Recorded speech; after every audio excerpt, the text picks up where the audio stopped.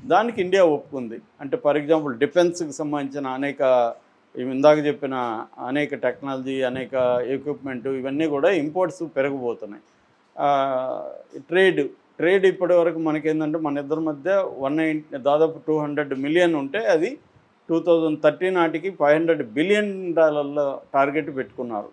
దీనివల్ల ముఖ్యంగా crude oil, తర్వాత ఎల్ఎన్‌జీ లిక్విఫైడ్ నేచురల్ గ్యాసు ఈ 2 మనం ఎక్కువ ఇంపోర్ట్ చేసుకునేది ఏందంటే ఈ 2 ఎక్కువ చేసుకుంటున్నాం. ఇప్పటివరకు ఏందంటే అమెరికా లీస్ట్‌లో ఉంది. మనం అమెరికా నుంచి ఎక్కువ చేసుకోవట్లేదు. యాక్చువల్‌గా రష్యా నుంచి ఎక్కువ చేసుకుంటున్నాం. మొన్నటి వరకు దాదాపు మన టోటల్ క్రూడ్ ఆయిల్ దిగుమతుల్లో 40% రష్యా నుంచి. ఈ మధ్య తగ్గింది. 35 నుంచి 30 వరకు తగ్గింది. ఎందుకంటే రష్యా మీద అమెరికా బ్యాన్ చేసింది. చాలా వ్యాపారం చేయొద్దు రష్యాతోని. అందువల్ల యూరోపియన్ యూనియన్ మిగతా దేశాలు రష్యాతో చేయలే. కాబట్టి రష్యాలో క్రూడ్ ఆయిల్ ఎవరు కొనాలి? ఇండియా కొనడం మొదలుపెట్టింది. ఇండియా అమెరికన్ ఆక్షన్ని ధిక్కరించి రష్యా, ఎందుకంటే మా దేశ ప్రయోజనాలు ఇంపార్టెంట్, తక్కువకు దొరుకుతుంది, పైగా రూబుల్లో కూడా వాళ్ళు తీసుకుంటున్నారు, డాలర్ లేకపోయినా పర్లేదు. అందువల్ల రష్యా దగ్గర నుంచి మోడీ ప్రభుత్వం ఆయిల్ ఉత్పత్తుల్ని, క్రూడ్ ఆయిల్ని కొని దాన్ని రిఫైన్ చేసుకొని మనం పెట్రోలు, ప్లాస్టిక్, మిగతా డీజిల్ ఇవన్నీ దాని నుంచి మన వాళ్ళు తయారు చేసుకున్నారు. ఇప్పుడు ఏమైంది, అమెరికా ఏం చెప్తుందంటే మా దేశం మీదలో మీరు ఎక్కువ కొనండి అనింది. మన వాళ్ళు ఒప్పుకున్నారు. దీనివల్ల ఒకే ఒక ప్రాబ్లం ఉంది. అంటే రేట్లేమో తక్కువగానే ఉన్నాయి అమెరికాలో, కానీ ట్రాన్స్పోర్ట్ ఎక్కువ ఖర్చు పడుతుంది. అందువల్ల పెట్రోలియం ఉత్పత్తి, క్రూడ్ ఆయిల్ ఉత్పత్తులు అమెరికా నుంచి కొనడం వల్ల ఇండియా మీద కొంత భారం పడే అవకాశం కనిపిస్తుంది. అయితే గ్యాస్ మాత్రం ఒకవేళ ఈ ట్రాన్స్పోర్ట్తో సహా కలుపుకున్నా కూడా మనకు చీప్గానే పడుతుంది అనేది మన ఎకనామిస్టులు చెప్తున్నారు. కాబట్టి కొన్ని ఇబ్బందులు మనకు ఉన్నాయి, కొన్ని బెనిఫిట్స్ కూడా ఉన్నాయి. ఎప్పుడైనా పరస్పర ట్రేడ్లో కొన్నిసార్లు మనకు కొన్ని ఇబ్బందులు ఉంటాయి, కొన్ని అడ్వాంటేజెస్ ఉంటాయి. సో ఏదేమైనా అమెరికాతో మనం ఒక సుహృద్భావ వాతావరణంలో జరిగింది. అందరూ అనుకున్నట్టు ట్రంప్ ఏమి చాలా యాంటీగా ఏం లేడు. కాకపోతే అతను ఏంటంటే అమెరికాని సంబంధించిన ఎక్కడెక్కడ ప్రాబ్లమ్స్ ఉన్నాయో కట్ చేసుకుంటూ వస్తున్నాడు. అతని పాయింట్ ఆఫ్ వ్యూలో, అమెరికా పాయింట్ ఆఫ్ వ్యూలో అతను అమెరికాకి మేలు చేయడానికి ట్రై చేస్తున్నాడు. మోడీ పాయింట్ ఆఫ్ వ్యూలో మోడీ ఇండియాకి ఎంతవరకు బెనిఫిట్ చేయగలం అనేది మోడీ చూస్తున్నాడు. ఇక్కడ కొంత కాంప్రమైజ్ అవ్వాలి. ఇక నెక్స్ట్ వచ్చి ఇమిగ్రేషన్లో తెలుగు వాళ్ళకి బెనిఫిటా కాదనే చర్చ నడుస్తుంది. ఒకటి, ఇల్లీగల్ ఇమిగ్రెంట్స్కి బెనిఫిట్ కాదు. ఇల్లీగల్ ఇమిగ్రెంట్స్ విషయంలో ట్రంప్ కాంప్రమైజ్ కాడు. మోడీ కూడా దానికి అంగీకరించాడు. ఇల్లీగల్ ఇమిగ్రెంట్స్ మోడీనే కాదు, ఏ దేశమైనా అంగీకరించాల్సిందే. ఎందుకంటే మన దేశంలో నుంచి ఇల్లీగల్గా పోతే మనం ఎట్లా దాన్ని ఎంకరేజ్ చేస్తాం? చేయం కదా. సో కాకపోతే గొలుసులు వేయొద్దని అడిగినట్టుగా చెప్తున్నారు. అగ్రిమెంట్లు అయితే అవేమీ లేవు. గొలుసులు వేయమని కానీ అవేమీ లేవు. మామూలుగా అడిగినట్టు చెప్తున్నారు.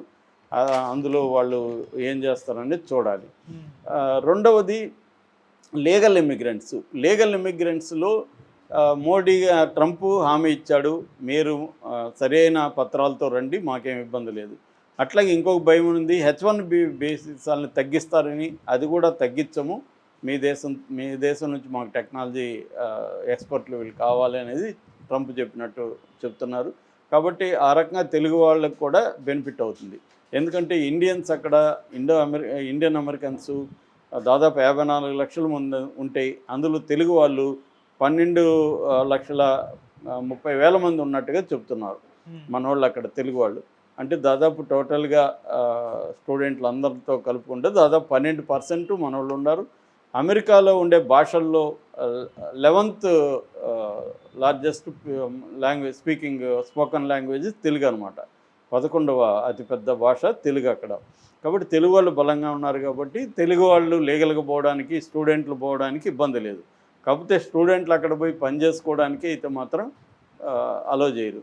అదైతే చూసుకొని వెళ్ళాలి. అంటే మనం అక్కడ డబ్బులు ఈ ఎడ్యుకేషన్కి ఏమన్నా ఖర్చు పెట్టాలి. కొన్ని రకాల ఎడ్యుకేషన్కి ఏమో స్టైఫండ్ అవి కూడా వస్తాయి. లేని దానికి మనం ఖర్చు పెట్టాల్సి ఉంటుంది. దానికి ప్రిపేర్ వెళ్ళాలి. క్యాంపస్లో జాబ్స్ వస్తే మాత్రం చేసుకోవచ్చు, బయట చేయడానికి లేదు.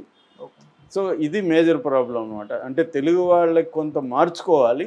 తెలుగు వాళ్ళకి ఇబ్బందులు అయితే కొన్ని ఉంటాయి స్టూడెంట్లకి ముఖ్యంగా.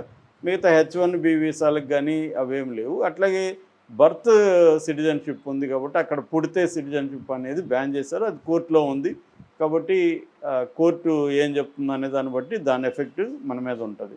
ఓవరాల్గా మోడీ అండ్ ట్రంప్ దీంట్లో మనం కొన్ని కాంప్రమైజ్ అయినాం. అమెరికా కూడా కొంత తగ్గింది.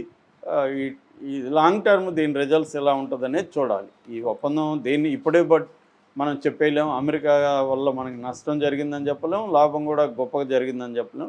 దీని ఇంప్లిమెంటేషన్లో ఎలా జరుగుతాయి, దానివల్ల ఏమేమి ఎఫెక్ట్స్ ఉంటాయి అంటే కొంతమంది అంటున్నారంటే అమెరికాతో దిగుమతులు మనం పెరిగాయంటాయి, మనం డాలర్లలో పే చేయాల్సి ఉంటుంది కాబట్టి రూపీ విలువ మరింత పడిపోతుందనే ఒక భయాందోళన కొంతమంది ఎకనామిస్టులు ఎక్స్ప్రెస్ చేస్తున్నారు.